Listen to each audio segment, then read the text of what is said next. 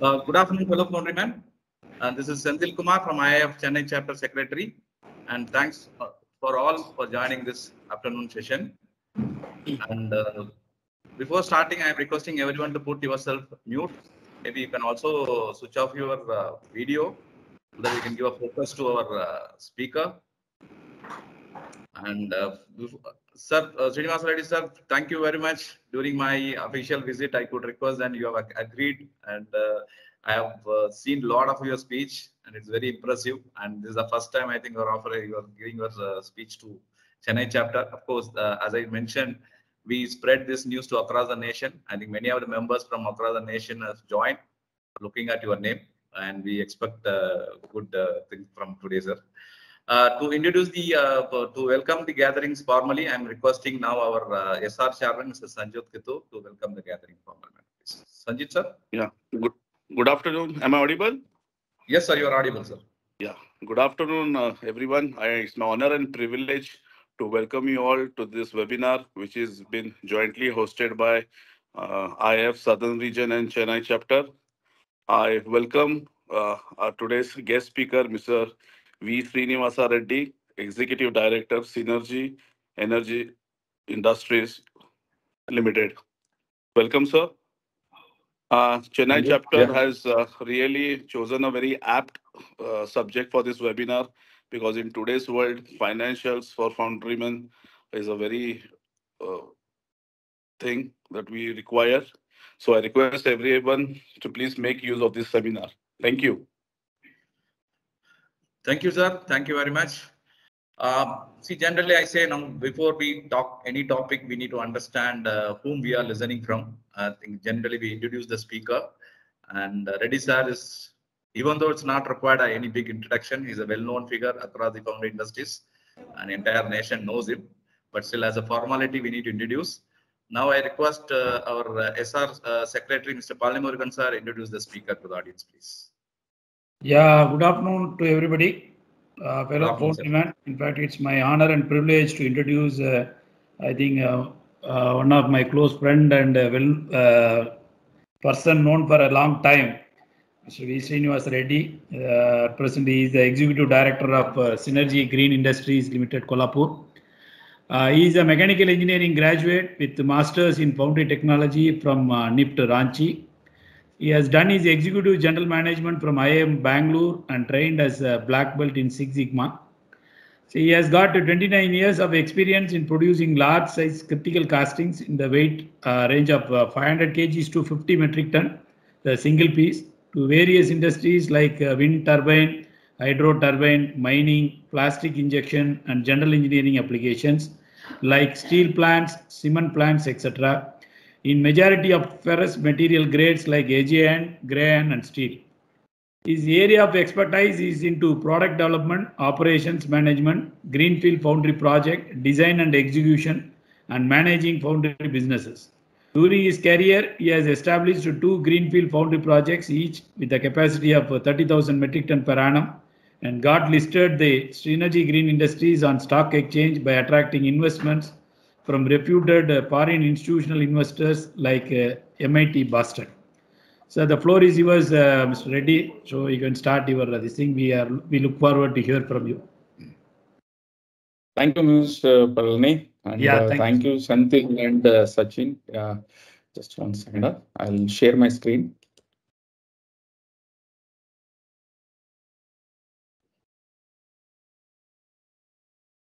Yeah, I hope you're able to see my screen. Sir, you have to go to, yes, sir. Yes, sir, visible, sir. Please go on, sir. We can see. Yes. So I'll try to cover this subject in 3 parts. Before moving to the financial things, I would like to share my thoughts on where does the Indian foundry stands today, actually. So we'll quickly run through the foundry status. The second, I'll try to touch upon the basic financial parameters which are required for a operations, like not a financial guy, but for a non-financial guy, actually. The third thing, based upon these 2 background, what are the areas that we can look for an improvement, actually. Finally, I offer you for any questions any of you have, we can have a discussion, actually. So before going to this thing, I would like to just share this example, In fact, around 15 years back, when I come across this example, it has changed my life actually. That's why I also wish to share with the fellow foundermen. Like when I was in L&D, our CFO used to be this guy, Devastali actually. So later he was a chairman of L&D Finance actually, So he thrown during 2008, if I'm not wrong, Lehman Brothers collapse. The entire world was going through the financial turmoil. So at that time, L&D wanted to educate all the top management guys to know financials, not just running behind. Prior to that, our understanding of financial means always running behind a sales and profit, nothing else actually. No, that is what our knowledge was limited to. Even though we were in a very senior position or a general manager position, but always our knowledge was limited to only these two things actually. No. So during that period, we have gone in depth of the understanding of the financials. That's where I felt this session is very important for the fellow foundermen. So just let us look at these two examples written on your screen actually. Say for example, business case one, like ours, Foundry. Yes, am I audible? Yes, sir, you are audible, sir. Yeah, may I request all of you to mute your this thing so that it doesn't get disturbed with others? Yeah. Okay.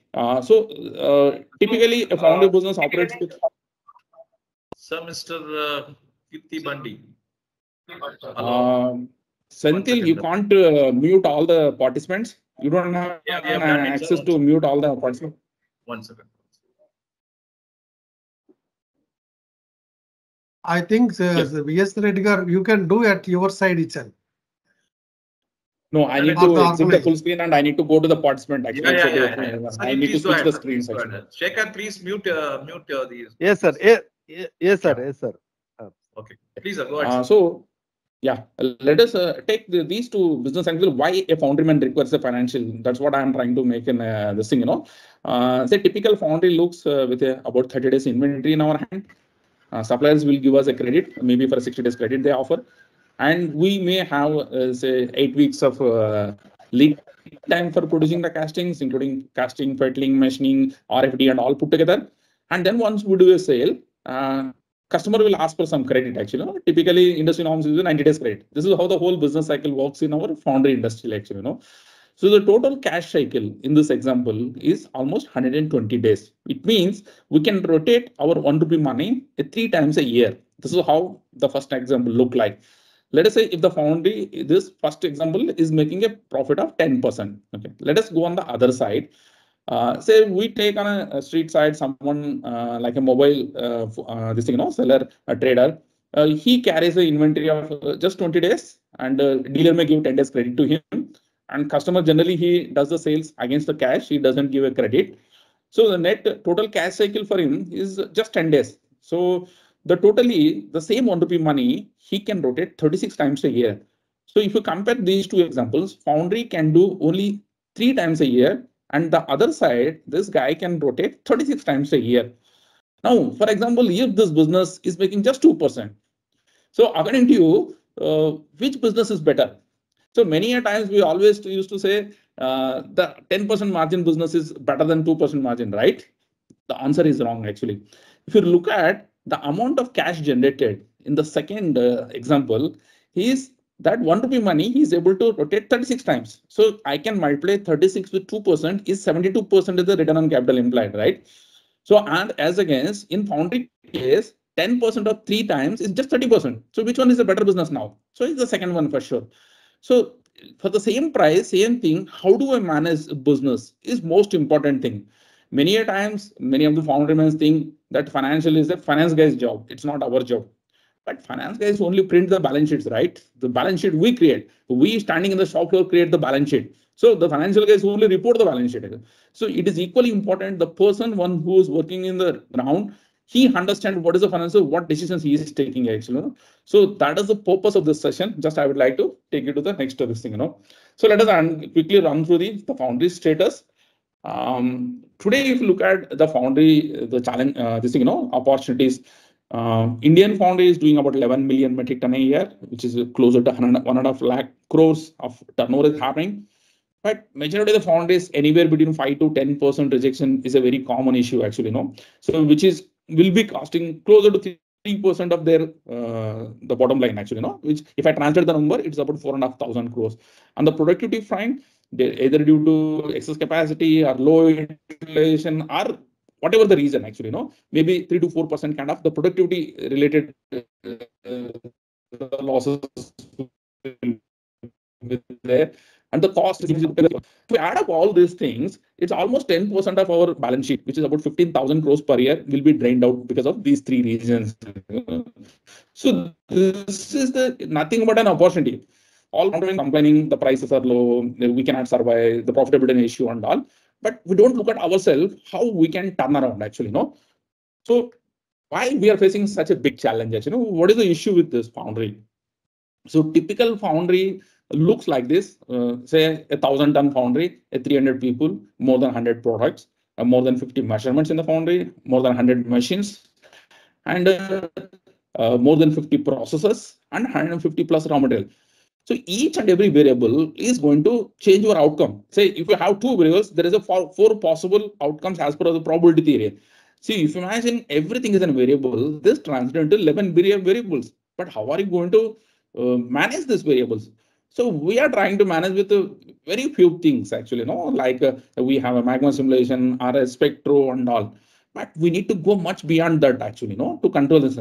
So one of the key things to have a control on your operations is about look at your variables. So if you can silent your variables, your consistency will improve actually. That's the most important thing just I wanted to share with you.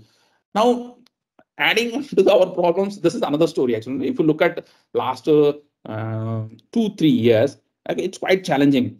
Almost from 2017 to 2020, raw material prices like pigger and CRC used to be in between 30-35 rupees.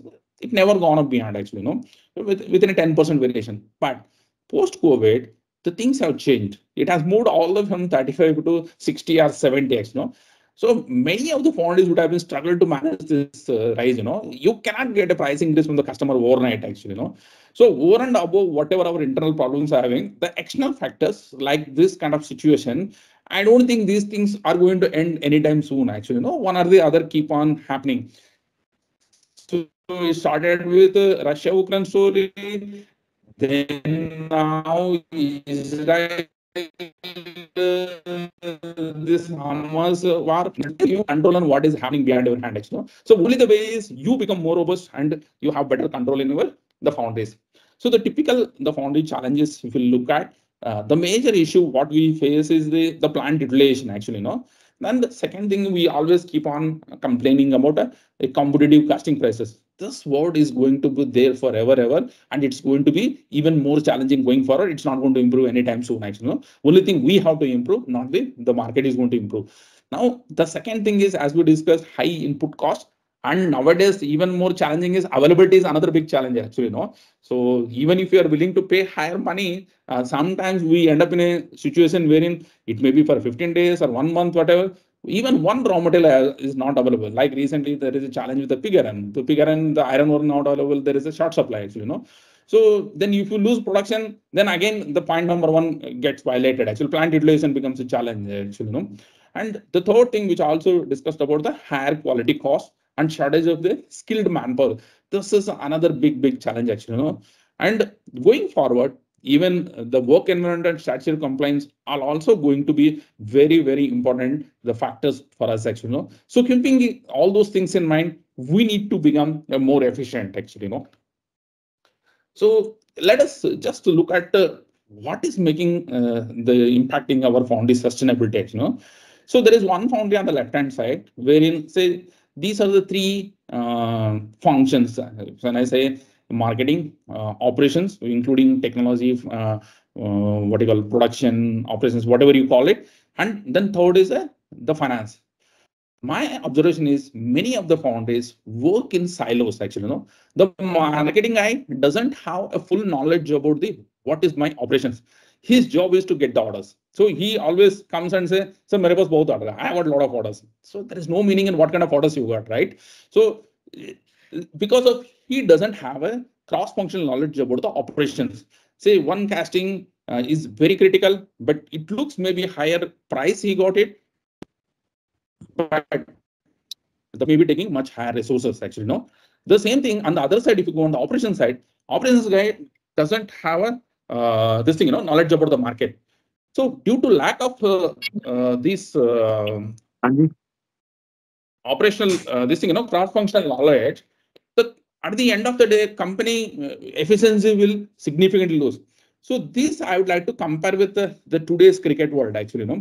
Say the good olden days, if there is a good batsman, that was more than sufficient, or a bowler, right? So there is nothing else was required, just to simply go and play the game. But if you look at today's cricket, it is not being played like that. Only 20 or 30% of the cricket is being played on the ground. Balance 70% of the cricket is played on the backhand actually. That is beginning from the strategy and which team has to be selected, or which player has to be selected, and which bowler has to bowl on which player. Yes, that is the degree of analysis happens actually. So Foundrymen like us, when we were operating 10 years, 20 years back, simply go and do the higher production, molding, methoding and all, we are not going to survive with that. So it's very important for us to have a cross-functional knowledge. Then only things can become better actually. So it's very important for that reason to all these three guys knows bare minimum knowledge about the each other's functions. Then they can respect the others, and also they can help to improve the other functions, the performance parameters actually. So now let us come back to the basic financial statements. It's a very simple things, but for a founderman, it's very important to learn. It should not be such a difficult thing to learn. It is, you should consider this as basically an introductory session. If you spend a little bit of time, even nowadays with the technology, YouTube and all, there is a lot of information is available actually. It should not take much time for you to understand. Only thing what I will try to do is I'll try to touch upon what are the key things involved and where you need to focus, and you can go on further master in the certain areas actually. So as far as financial statement, there are only simple basic three things are there actually. The first the statement is the income statement, what we call actually.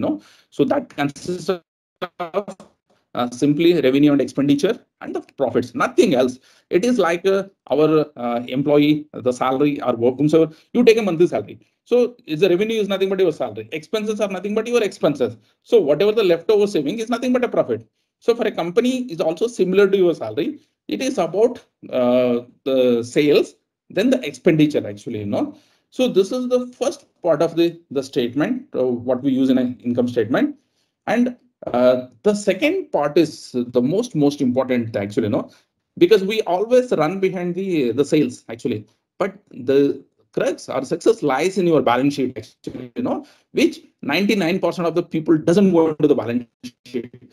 Means always we are stuck with how much sales we are done it actually. So key thing is your balance sheet actually. So the balance sheet is like your total historical performance, how much total assets you carry or liabilities carry with you, and that is going to decide how the organizational performance is going to happen. I'm going to elaborate all these three things, including key financial parameters, which are of Foundrymen's use actually. And the last thing is the cash flow statement. So in order to manage both income and balance sheet, how the cash flow, where from the money has come, where the money has gone. It's a simple statement of the cash flow actually. So if you really look at all these three things, they are very simple, and income statement is always stated for a period. Means, for example, we take from 1st of April 2023 to 31st March 2024. So income statements will always be for a period. It can be for 1 month, it can be for 12 months, or whatever the chosen period actually. But as far as balance sheet is concerned, it is always for a particular point. Means as on end of say 31st March 2023 or 24, whatever the way. So this is the static statement. Means this is the cumulative statement, income statement, and as far as balance sheet is concerned, that is for a particular point actually. This is the only important thing just I wanted to add on. So now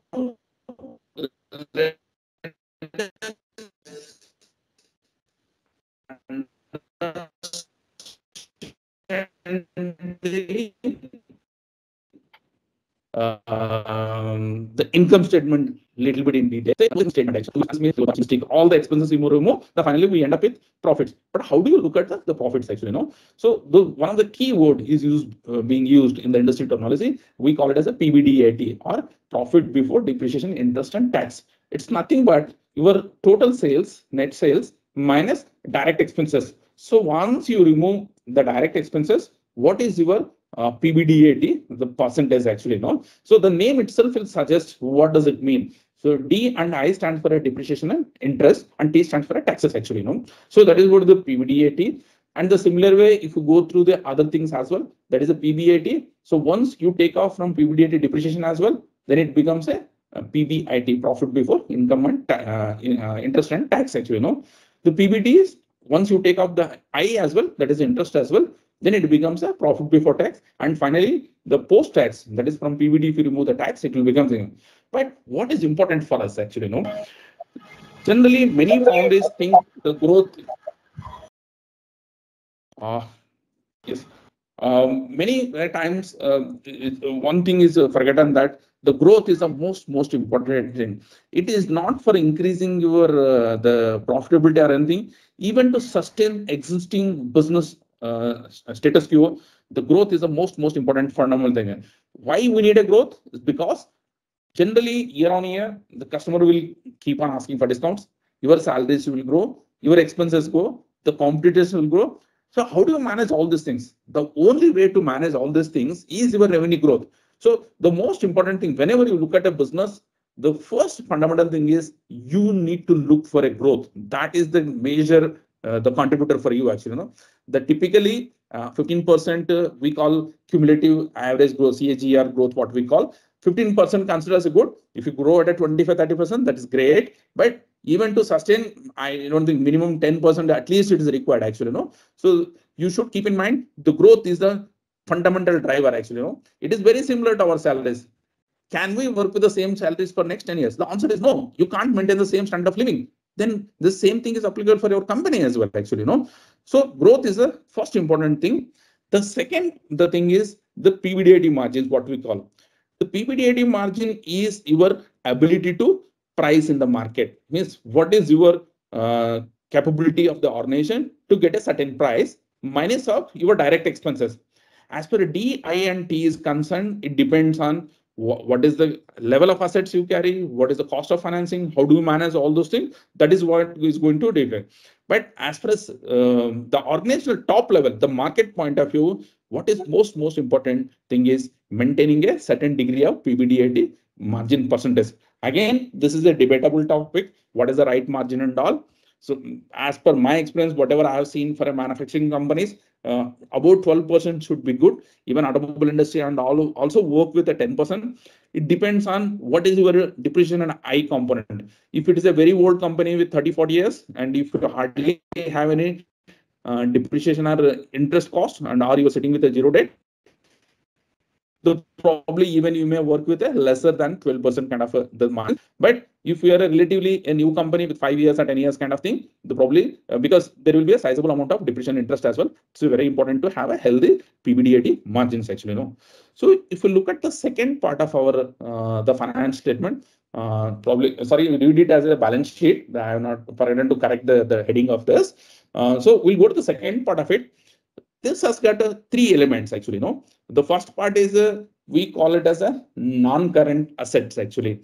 So if you look at non-current assets, nothing but any assets carried more than 12 months, like our plant and machinery, equipments, and all those kind of things, which are going to stay with us for more than 12 months actually. These are all called non-current assets actually. As far as current assets are concerned, this is the second part of the thing in the asset side. The assets which are carried for less than 12 months, like our inventory, our customer receivables, all these things are considered as the current assets actually. So generally on the asset side, we'll have two elements. One is the current assets and the non-current assets. But in order to manage these assets, we need to borrow money from the market, right? So that is what is going to go on the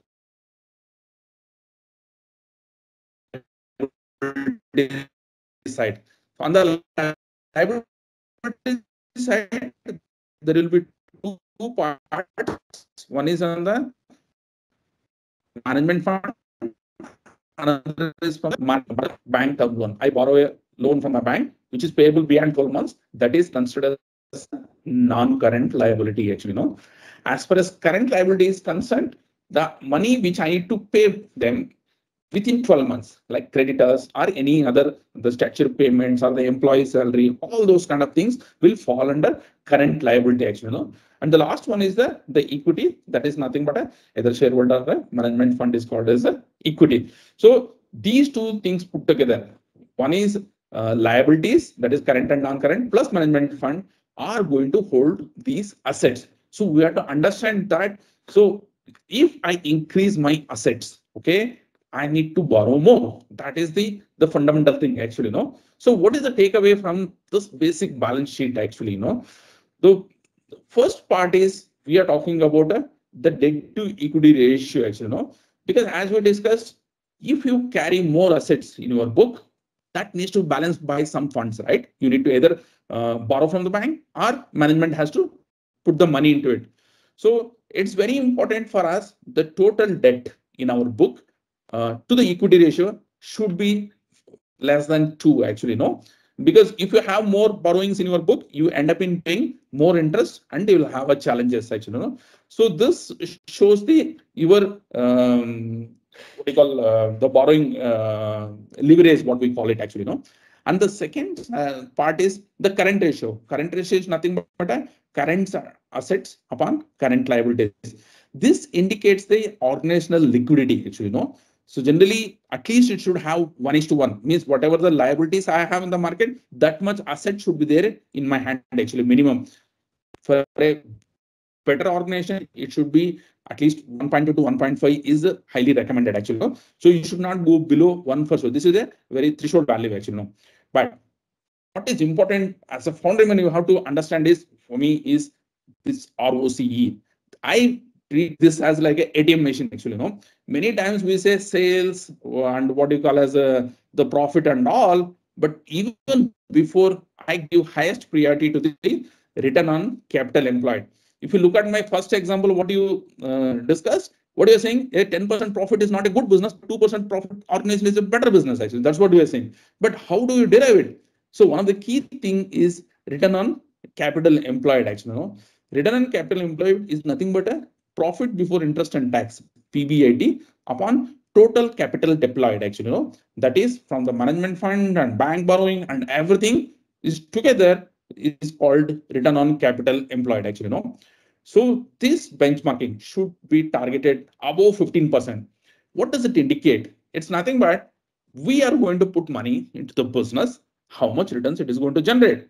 Say if I put the same money into the bank, you may get 7-8% interest, actually, right? So if your business is offering say 5%, 6% ROCE, means you are not even earning the bank interest, actually. You may be doing great turnover, you may be getting highest profit, but if your ROC is bad, that company is no good, actually. No. So it's very important. The first and foremost parameter you need to look at is the return on capital employed. That's the most valuable thing in the organization, actually. No.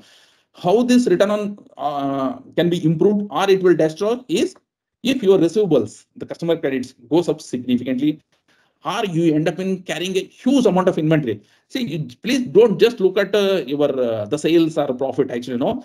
For doing a say 100 crore sales, if you carry a 200 crores inventory, that's no good business, right? Because that is not an efficient way of doing it. And at the same time, the last one is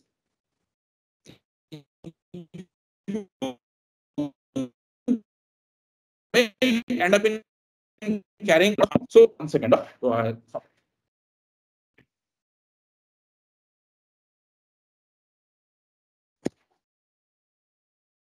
Audio disturbances, please. Yeah, some rework is going on, so I asked him to stop that guy, actually. Yes, yeah. Good.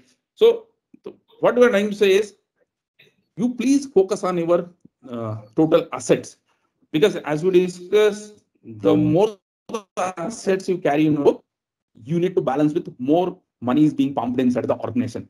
Indirectly, it will disturb your ROCE.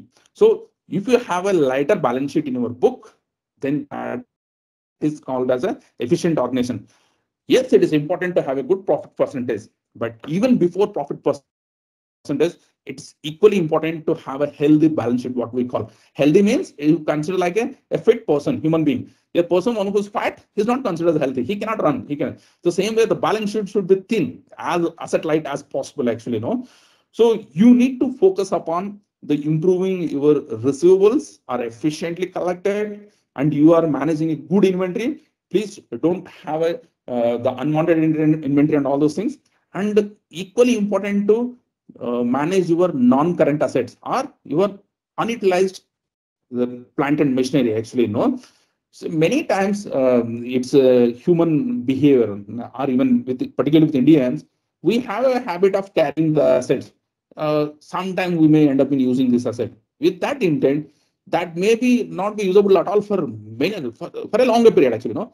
So our philosophy is if an asset is not going to be used for the next 12 months or 18 months, and disposing of asset, let the whatever money it generates. You look at the nature of asset. Actually, no. Many times what happens, you may be looking at a cost of acquisition of the asset, but you look at on the other side, there will be a cost to manage that asset, which will be incurring. The second is, say for example, I am owning a 1 crore worth equipment in my plant, which is not in use. Okay, but I can dispose of for a 10 lakhs. Let us assume. But if I have two choices. I continue with the asset because how can I throw away 1 crore asset for just 10 lakhs, right? This is my dilemma. Now, on the contrary, for managing that 1 crore asset, I may be paying 4-5 lakhs to maintain that asset. That's first cost. The second is it may be occupying some space, which is going to take away my productive space from my shop floor. Actually, no. So when I look at, I prefer to decide to get away with the asset. Get back that 10 lakhs, whatever you got, you put back into the business. That gives you far better than the keeping that asset, assuming that why should I have to waste my 1 crore. This is how the philosophy works. The point what we're trying to say is, please look at all these assets, try to optimize or minimize. Actually, you know, that is what is going to improve your the performance. So with all these things, the impact will be on the ROCE, or for simple understanding, please remember it is like your ATM machine in your foundry. Actually, no. If you have a higher ROCE percentage, you have a bigger ATM machine. If you are having very low ROCE, means you are having a very small ATM.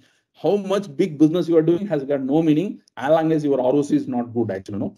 So this is one key important thing just I want to highlight. The second thing is, of course, it is an extended part of the ROCE is nothing but an asset turn ratio. Actually, what we call.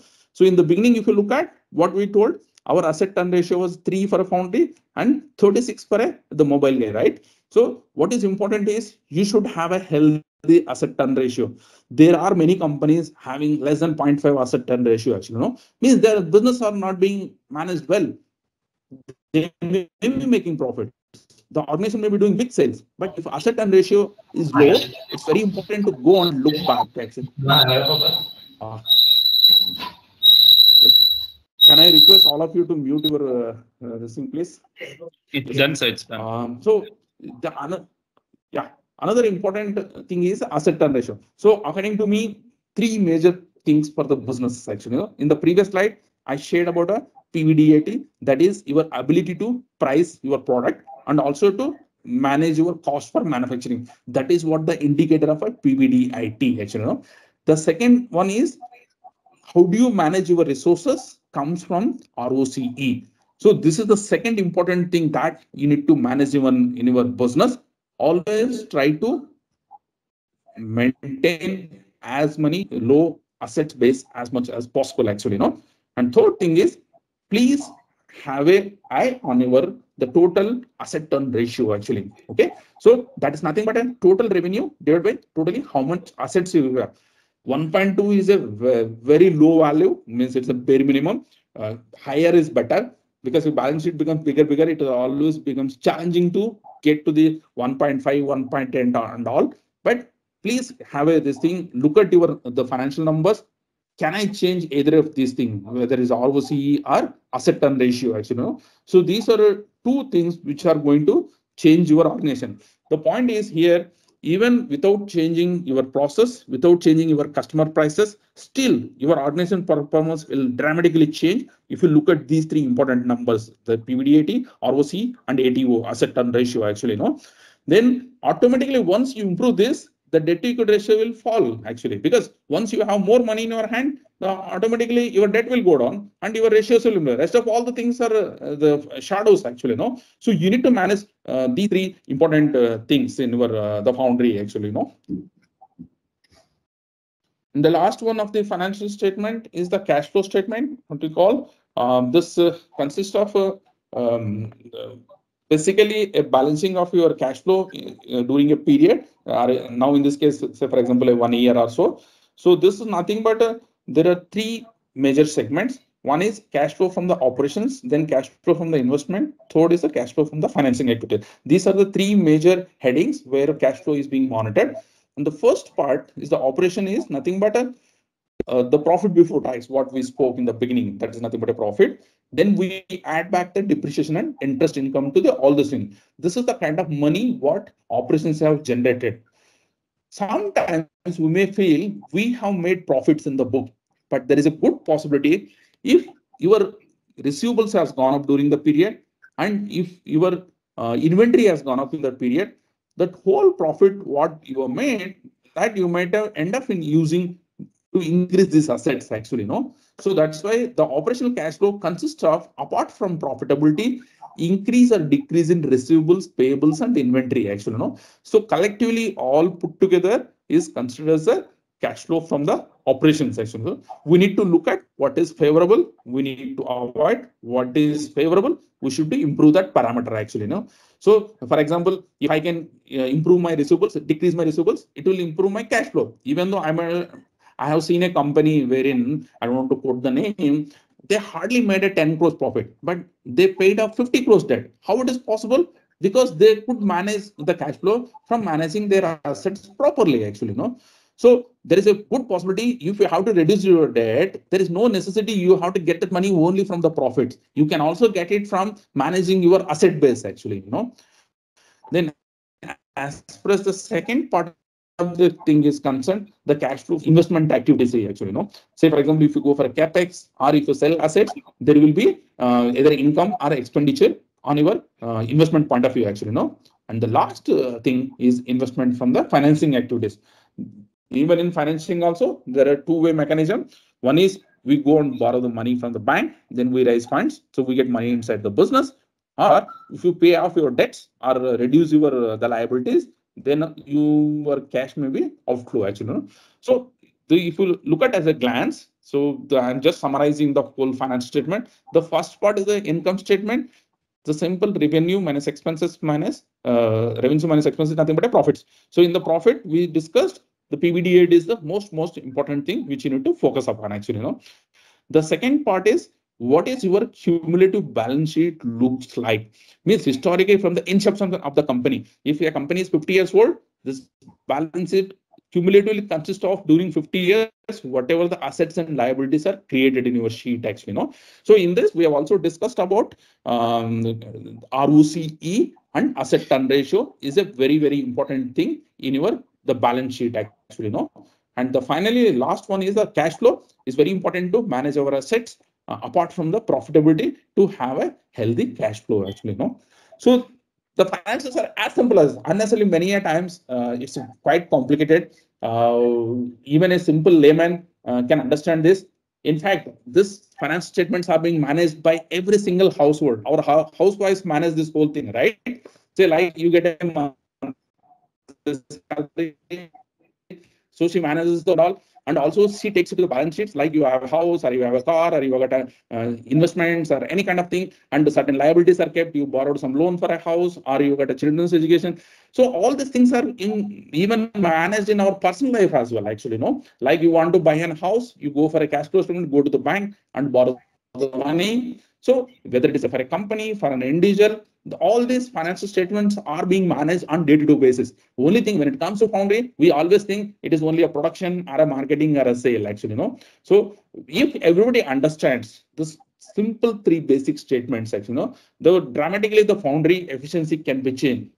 If, for example, a shop floor guy, if he understands why I'm carrying this material or asset or anything in the shop floor, then immediately he can influence the whole balance sheet at the top level. Say, company CFO cannot go and understand in the shop floor whether there is a molding and melting. Boss, why are you carrying this asset? He cannot question, right? But the shop floor guy, if he understands, I can change the balance sheet by standing on the melting or molding shop floor. Then he can go and act and tell the management, sir, I don't need this or I want this. He can make the foundry more efficient, actually, no? So that is on the briefly from the financial side. I just try to give a glimpse of how the financial look like. I just wanted to put in a simple layman area, actually, no? So based upon this, since it's a cost improvement is the main theme of this subject, so I want to share a few of my ideas under which are all the areas that we can look for a cost improvement, you know. So before going, I have taken a typical cost structure of a foundry. Say, assume we're spending 40% raw material, 12% consumable, 8% power, and the machining. So 4% depreciation in finance and profit. Just I put a simple cost structure actually. What is the control we have on this cost structure? Let us examine actually. No. See, if you look at the raw material side, price, I don't think you can change anything from the market. Say if pig iron is being sold at 45 or 48, you can't buy it at 30 rupees or 25 rupees, right? It is a market driven actually. So you hardly have much control on the price. What you can play is a little bit on your efficiency in handling the raw material. That is the only thing left to you actually, no? Same thing with the consumable. Hardly you have any control on the market of the consumable or the power. Yes, consumables, you have 100% control. Customer doesn't tell you how much consumables you should use for producing a particular casting. So this is purely on what process you choose. That is what is going to decide your cost actually, no? Of course, on the machining, to some extent, something price is dependent on the cycle time and all. And of course, the machining allowance and all those things can little bit can be changed. But you have a very little scope on compared to the broader level actually, no? And if I look at the admin logistics, hardly you can change anything. And the manpower, yes, you can significantly influence by managing your productivity. You can bring down the cost, not by bringing your employee salary, but by managing your productivity. You have a full control on the manpower cost. Keeping these things in mind, so let us look at what are the important things which are going to influence my cost actually. No? According to me, the most important thing is the utilization. The plant utilization is the most powerful thing. Again, I correlate with this with our cricket example. If you take in a say 50 overs cricket match, see there may be some few players playing say 12 runs or 18 runs per over. But in the first 10 overs, if you have 3-4 medium overs, those the lost runs opportunity you cannot recover at the last overs, right? So the similar way in a foundry, if few of the months your productions are low, there is no opportunity for you to recover this loss of production. At the end of the day, your overheads are going to amortize based upon this IIF production of 705 tons. So it's very, very important for us. It's not about how much maximum production I do. How do I prevent the low production areas? That is a much easier thing. Say if it is a 1,000-ton foundry, producing 9 tons is a quite challenging thing. But preventing below 6-7 ton is a quite easier job. Which one is easier job? See, when you go to the threshold value of 800 or 900 tons, it needs a lot of effort to make 900 ton production to 950 ton. But the amount of effort required, then preventing going to the 400 or 350 ton any of particular month, it needs much lesser effort. So how can you manage this? Maintain a healthy order book by maintaining proper quality, delivery, and cost structure actually, no? And of course, the response to the clients. Maintaining good, healthy order book will help you in a better relation. Of course, first important thing is the order book actually, no? The second is selection of the right product mix actually, no? Many a times in desperation, we end up in taking any order and every order actually, no? If that product mix doesn't suit, it will significantly eat away our plant utilization actually, no? Say for example, a company's product range is say 1 ton to 5 tons, but you take a 200 kg or 300 kg casting. So you end up in compromising on utilization because it consumes a lot of resources actually, no? And then effective operation management is a very important thing, like including the workflow, maintenance of equipment, because all these things are required to manage your utilization actually, no?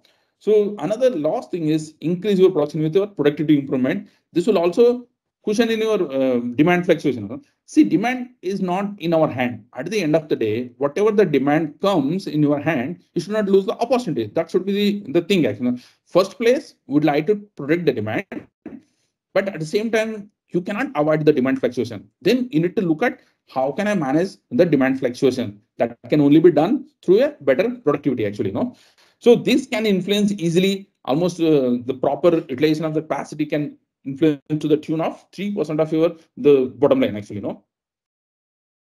and this is another big topic, which it is itself is another big session on the rejection part of it. And will be going through. Of course, in the beginning I mentioned is the variables is one of the biggest reason for the rejections. Actually, so maintain a good control over the variables. That will be one of the key thing, and try to avoid the human intervention in the process. Actually, if possible,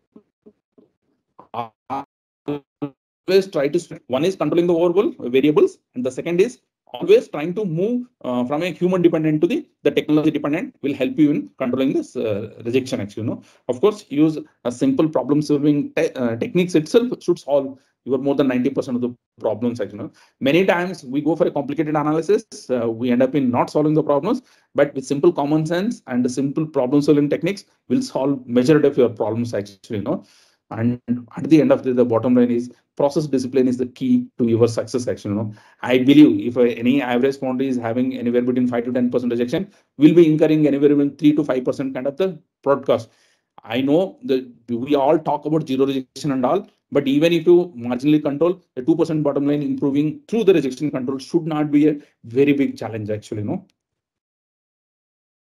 and these are the few more things just I wanted to share in this slide. Just I have assumed certain areas 10% improvement is quite possible. I have gone with this assumption. So I'm just for your thoughts, I'm sharing the screen. One of the key things which we come across is the casting weight.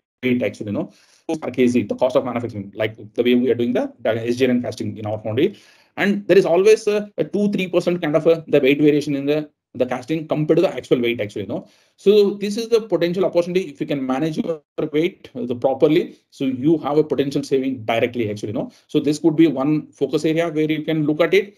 And of course, the consumables with the process efficiency and all, definitely there should be an opportunity to improve your one, because customer doesn't tell you how much consumables you should. That is you, the person one who decides what consumables I should use. Actually, and the third most important thing is the power consumption. Actually, there is a plenty of opportunity on power consumption, and this is a quite easier goal, what I believe. Actually, because nowadays day by day the power cost is also going up, and it's very important. There are a lot of solutions available for improving the power consumption. Actually, including the energy efficient this thing. As much data you keep on studying, that much opportunity you get to improve the power consumption.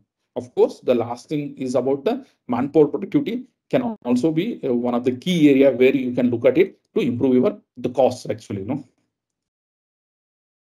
So that is briefly from my side. So if any of you have got questions, it's my pleasure to answer. Srinivas sir, it's excellent presentation. I think very short time, and you have briefed the entire business phenomena. I think this is one of the favorite subject for any businessman, not only the Foundryman. And we could learn that how this even a lower man can apply. That's a great learning. Now I request members, any of you have any queries, you can unmute yourself and ask question, or you can put a question in the chat box. Yeah, I have one question, VS Sarji. Sir, Swami please Babu. introduce yourself. Please introduce Swami yourself. Babu. Swami Babu, my son from Ashok Leyland. Yes, sir. Yes, sir. Yes, please. Yes, please. We have different top floor activity going on now. So the percolation of these objectives, financial objectives, going down to that level at the shop floor, how engagement will happen so that the seriousness will come in. Is there any other means of, because any improvements at the shop floor level at different floors will contribute great way to the shop, to the figures, financial figures. So what nature of engagements we have to involve? Unless until the top management presses and pushes is agreed, but how it has to come from both ways? Is there any specifics you can, if you can guide us? See, it's basically bringing awareness. My belief is any employee comes inside the organization, he wants to contribute for the company. That's for sure, actually, no. So his contribution is dependent upon his access to knowledge and information and how much he can think about it. So like now, generally what happens in the shop floor, molding or melting, his thinking is limited to how do I melt a casting or how do I produce a casting. This is what is limited. But beyond that, if you also give an information apart from melting or molding, these kind of the whatever the assets you carry in your shop floor also going to change the organizational fate. So if you bring in awareness and spend some time in interacting with them, actually, no, because initial period there may be some handholding may be required. So that should help us in resolving your the challenges, actually, no. See, there is no structured way of doing this thing. It's only about the consultations and the interactions and bringing awareness and bringing importance. It's a continuous process. Okay. Okay, I think that is, it is individual as well managerial objectives. Yes, it can be both. Yes. Mr. VS, sir, it is a very nice presentation. I think it is exactly reflecting our organization's financial performance. So we reached the inventory turns to the extent of 50. We touched 50. We made profit. Today, because of excess inventory, we brought down the inventory turns to 19. So we started making money. That I think that is one of the parameter we can look into as a non-financial man. If you look into the ITR, higher the ITR, higher the profitability. That is the point we learned through our experience. Thanks. Yes, welcome. Yeah. Sir, I am Sunil Nair from Ashok Leyland Foundry Division. I just want to ask whether is there any specific contribution margin which we have to keep for when we are looking at foundry? I'm only asking from the foundry perspective. See, generally, I monitor, we call it as a gross contribution, actually, what is gross contribution? Of course, it is not an industry standard, but this is how I look at our foundry performance point of view, actually. It's nothing but what happens now, many times financial guys, sometimes profit goes up, goes down, even sometimes you end up in losses and all, they become panic. But generally, I don't get react based upon whether you make a profit or loss in the organization. First thing what I look at is whether my pricing power is intact or not. This is my fundamental thing. How do you get this pricing power? Is nothing but from a gross contribution. Gross contribution is nothing but PVDAD is the main, but in majority of organization, the manpower cost is more or less fixed, actually. Yes, some organization may run with a contractual employees, they may pay, they may not pay, it depends. But I consider predominantly the manpower cost is a fixed thing. So what is your pricing power apart from raw material power and all logistics and everything direct? How much is in hand? As long as your gross contribution margin is intact, so there is no problem with your business. The second thing, once you have protected the gross contribution, then the second thing is only do the right volume, actually.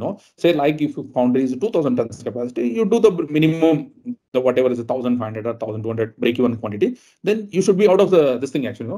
See, another interesting thing what I have observed is a marginal increase in production, say 5% or 10%, your profit gets doubled, because the first say 1200 tons goes in covering your overheads, actually. So the real margin is coming from, say you do instead of 1200 tons break even, you do 1500 tons, so you get 1 crore profit per month. But instead of 1500, if you make it 1800 tons, for somebody it looks a 10% increase or 15% increase in the production. But profitability point of view, the 1 crore profit will become 2 crores, because that is the kind of the power of the plant utilization or the volume, actually. So it's very important when I look at this thing, whether first thing is gross contribution margins are intact or not in the business perspective. The second thing is, am I doing the right volumes or not? These two things should be good enough for monitoring. Okay. Reddy sir, this is Senthil Kumar. So I know Yes, that Senthil. normally you study other industries. No, I think your favorite industry would be airflight industries. And what is the benchmarking? Which manufacturing industry we can benchmark foundry industries? See, when we interact with the people foundry industries, they got a different benchmarking. But suppose any manufacturing industries or any other industries, Foundrymen, which industry they can benchmark? What could be my, all this BBT, whatever thing is. Is there anything Okay. you have done, any study? Yeah. See, the same question we had when we started learning these financials, actually, I'm talking 15 years or 20 years back. Okay. We were keen to know how the various industries are performing and what is the right value, whether we are below the average or above the average. This curiosity we had, actually, And in that process, I almost analyzed every single industry, beginning from IT sector or the this what you call consumer good FMCG, what you call fast moving consumer goods, and also this engineering industries like L&D or Bharat Forge and all. So we tried to study top 100 companies in the country. I pulled out all the financials, ratio, percentage, asset turn, and everything, actually. I found a very interesting thing, actually. Then we started questioning why a particular company manages a 30% margin, but still they say it's not good. For some company which is making 5% margin, they say it's okay, it's very good. I was surprised to see these kind of numbers in contrast, actually. Then when we understand analyze in deep, one thing I noticed, say for example, if you take a company like TCS or Infosys, these companies are a purely service-oriented companies, or even a hotel industry, or any service company, actually, For them, the input is nothing. It's only a manpower. So when you say the profit percentage based upon the what is their cost structure. So they hardly get any inputs from themselves, actually, So now if I compare with some company like L&T or any like our own foundries, whatever we are managing, what we are trying to look at a margin percentage is on every single input what we bring inside the foundry. Like we are looking at a margin from the electricity purchased. We are looking at a margin from apart from manpower in the service industry. But in our case, the assets are much larger, actually, like we buy raw materials like bigger and CS and everything we are trying to look at the margin. That's the reason why the manufacturing sectors will settle down with a lesser margin also is considered as good because you are bringing a big volume for the assets what you are using. And to answer the second part of your question, how much percentage is good? According to me, whatever the balance sheets have said, I consider L&D is one of the top engineering company in India. I think it is a 12 to 15% EBITDA margins is what is considered as the benchmark engineering company. I have also seen someone like Bharat Forge and all having 20%, 25% kind of the margins. Again, it depends on the complexity of the organization, actually. See, L&D is a very complex organization. Bharat Forge may be in a very premium the segments. A lot of activities done in-house, like Synergy, we do machining a lot of outside. So it depends on the various aspects. As a general guideline, if you are able to do above 12% depending on the amount of assets. So I look at two ways. One is not just EBITDA margins and asset turn ratio. Because when you carry more assets, then you need to have a much higher margin percentage, actually. Otherwise, the business cannot sustain. Say, for example, your asset turn ratio is just 1. Then 12% may not be good enough EBITDA margins, actually. But if our asset turn is 2, 1.8, then still you may have a 10%, 11% also you can survive. So you need to look at the benchmark your margin percentage based upon both asset turn ratio and also the PBDIT margin. Like as I mentioned, generally is 12 to 15% is considered reasonably good, actually. Thank you, sir. Thank you. It's a good insight. I think I'm not sure if you can publish this data to the public domain, people would get really appreciated. I think whatever study you said done, it's a great exercise. Yes, gentlemen, any questions? Well, the subject is very interesting. I have a lot of questions, but I don't want to throw from my hand. Anybody from? Sir, I think I could see Mr. Amish Panjal has written. I think you wanted the same thing. He said super presentation input from Mr. Reddy, requesting Chennai chapter to please print the same in IFJs for wider spread. Also, we can have a part 2. The request has come for Now I can convert this into article. That's not a problem. Yes, sir. Yes, sir. I think that is also the one thing it can reach out to more people. But for that, Reddy sir, we need your permission, no?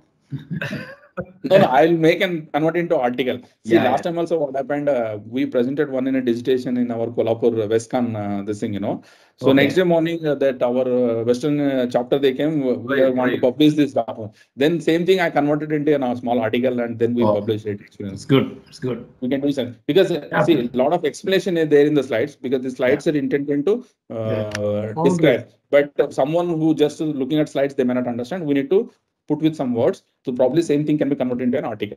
In fact, the suggestion by Mr. Amish Panjal also is a good. If it can be put into IFJ or even in the, of course, now that in the whatever they are going to give it in the IFX, I think it cannot be done because that would have gone for printing. Now I think maybe we can get it added in the IFJ after you make it. Yes, as that would be better. Sure. We'll that will have a wide circulation so people can go through that. Sure. It is one more question from my end, but see, the one point which I notice that you are going to suggestion, process discipline is the key to success. Okay, and this is widely discussed, but the implementation at every foundry, they're finding it very difficult. So, I'm sure that your foundry must have succeeded in many points. If we can throw some experience to the audience, people will be able to learn from. See, it looks a very simple statement, but it is very difficult to follow. It needs a lot of hammering before what is discipline, what is the extent of discipline, what we call it actually. I have one simple the statement I keep on making with our team: don't trouble the trouble unless the trouble troubles you. I mean, this is a simple statement I keep on making in every single forum. Can you please repeat it, sir? I repeat this: don't trouble the trouble unless the trouble troubles you. Okay, this is what the statement is. So what does it mean is, many a times a person with a limited understanding, he understands that as a problem, but actually it is not a problem. So he end up in going and changing those certain things because he believes it is a problem actually. When we keep on, the biggest enemy for a discipline is a change. So for example, I go slightly outside Foundry and then give an example. See, for some of the other reason, process is established and things are going fine. Many a times when we go for analysis, they have some problem, whether it is quality or rejection or anything. So they are in a desperate mood to do something to overcome that problem. So they understand in deep or a little bit. So the first thing what they look at is it's not about how much correlation they got with the end problem. They're simply desperate to do some changes. That's where it is. Many a times when you do some changes, you end up in creating a new problem because you are not understood the problem well. So that's why I always tell, see, you try to keep the changes as minimum as possible. Unwantedly, please don't do it unless you are doubly sure that the change what you are going to make, it's going to reflect into the end result actually. Another important thing is the change. I don't say okay, don't do any changes. The point what I'm trying to say is, many a times we intend to do change with certain objectives, but there will be a lot of side effects in Foundry. Actually, I change something in some context, but it will end up in changing something else and creates a new problem which is much bigger than the old problem actually. So you should be very, very cautious when you do changes. The second thing, when I say discipline, I have seen in Foundries always saying, इससे क्या फर्क पड़ता है? Means everything is okay. I can do it. I have produced the casting earlier with this, and this will be okay. First, we have to get out of this mindset. The first thing is, please don't ask questions. Follow your discipline. What is the meaning of discipline? I'll give you a small example. Say, for example, we go with a charge mix. Okay, we can work with any kind of the combination between CRC, figure, and returns or any ratio. But still, you can make the same chemistry, absolutely no problem, just by changing the ferrolyze. So this is the simple concept for the Foundrymen actually, But when you keep on changing the ratios between figure and CRC and all those things, the dynamics will be changed. It's not about just chemistry which is going to decide the end quality. It's a metallurgical characteristic, it's a shrinkage percentage, so many other things comes into the picture actually. The simplest thing is keep it constant, or you allow for a minimum tolerance actually. So in our organization, what we have done is, even though I know that there will not be much impact, but we always try to reduce the tolerances on your inputs. Say, for example, the chemistry, the carbon percentage, silicon percentage. always try to narrow down your the input variables section. As much reduction in your variability, that is the content of variability reduction in the outcome action or the casting result section. So please focus upon without asking any questions. If you can constantly follow a certain process, don't ask good or bad. That's a separate thing. You're already following it. Can I minimize the variability? If you keep on focusing upon the variability, minimize this variability range, automatically the outcome variability will drastically go down actually.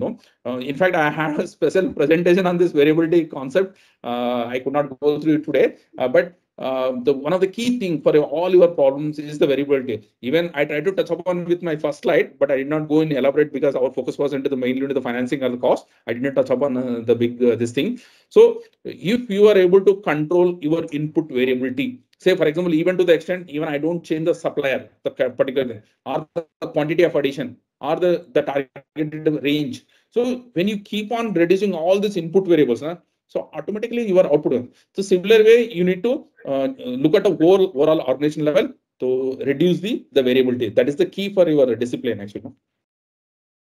Okay. Thank you, sir. Thank you. Thank you very much. Welcome. Yeah. Gentlemen, any questions?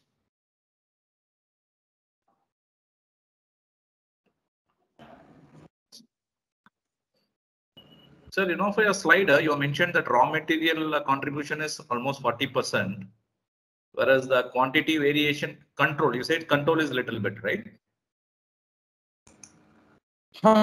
Means, see, what is the meaning of raw material? Raw material is nothing but a which goes inside the casting, right? It's in the melting. So raw material control is dependent upon your customer casting drawing, right? We are not going to design the casting. So if a customer asks me for a 1-ton casting, I can't give him a 800 kg casting, right? Because that is already decided by the drawing. So the quantity is not in our control. Means quantity is in customer control. He has already decided the drawing. So you need to produce the casting according to the drawing. Still, I have written little because for a 1-ton casting, you may end up in producing a 1050 kg casting, right? I have seen some foundries, even in China also as well. They are very particular over the weight of the casting actually. In fact, a 1-ton casting is being produced at a 980 or 970 kg because they try to operate within the lower side of the tolerances, still produce efficient casting. And if you come to an Indian foundry, it is okay for me to produce a 1000 kg casting into 1030 or 1040. But I lost the 6% competitiveness just within the weight without going inside the foundry shop floor actually. So it's very important for us to look at the tolerances. So that is only possible when you have a very good control on your process and on your tooling. Then you can control the weights actually. If you have inclusions, defects or anything, then you end up in increasing the casting weight because first your priority is to protect the casting from the quality before going to the weight actually. But weight is a hidden thing. It's eating away every day actually. If you're living with a 4%, 5% higher weight, you're paying for your lifetime actually. That's true. That's true. Yes, sir. Gentlemen, any questions? I think since the subject is little depther, I think people need to digest and then. I try to make it as simple as possible. Sorry? Questions, sir? I think more than the managers or the executives, I think more owners should attend this session. Then only I think they will be able to ask more questions. Because whatever Mr. Reddy would implement in his this thing, maybe they may not do that in their this thing. I think they would be more interested. That's this thing. Yeah. Okay, gentlemen. If there is no question, I think we can close the today's webinar. Now, I think I'm sure that everybody must have taken a very good takeaway input and try to do something. Our Joint Secretary from Chennai chapter to give a vote of thanks. Rajmohan. Thank you. Yep. See you in IIF on second, third, and fourth. See you all at IIF. Yes, sir. Yes, sir. We'll finish with vote of thanks, sir. Rajmohan, please. Yes, sir. Yes, Sendil, sir. Thank you. As we conclude this insightful webinar on the financials of Foundrymen, I express my sincere thanks to our speaker, Mr. Srinivasa Reddy, Executive Director, Synergy Green Industries, for a wonderful session today. Your expertise and knowledge shared today have undoubtedly broadened our understanding on the financial intricacies within the foundry industry. Your insightful will undoubtedly guide us as we navigate the challenges and opportunities in the ever-evolving financial landscape. A special thanks to all our participants who have actively engaged in the discussions and making this webinar dynamic and enriching. As we conclude this webinar, let us carry forward the valuable insights gained today into our professional endeavors. The financial landscape for Foundrymen is undoubtedly complex, but armed with the knowledge shared here, we are better equipped to navigate the challenges and make informed decisions. Thank you once again and have a wonderful evening. Thank you, Reddy sir. Thank you very much. Thanks for everyone. I think as sir said, we'll meet at IIF. Thank you, Sandil. Thank you for giving me opportunity for the Southern chapter. Maybe he need to do a part 2, as already request has come. And also please see that this article, this is come as an article, sir. Thank you, Reddy sir. Yeah, sure. Thank you very much. Thank you. Thank you all. Thank you. Thanks a lot. Thank you very much. Thank you, sir.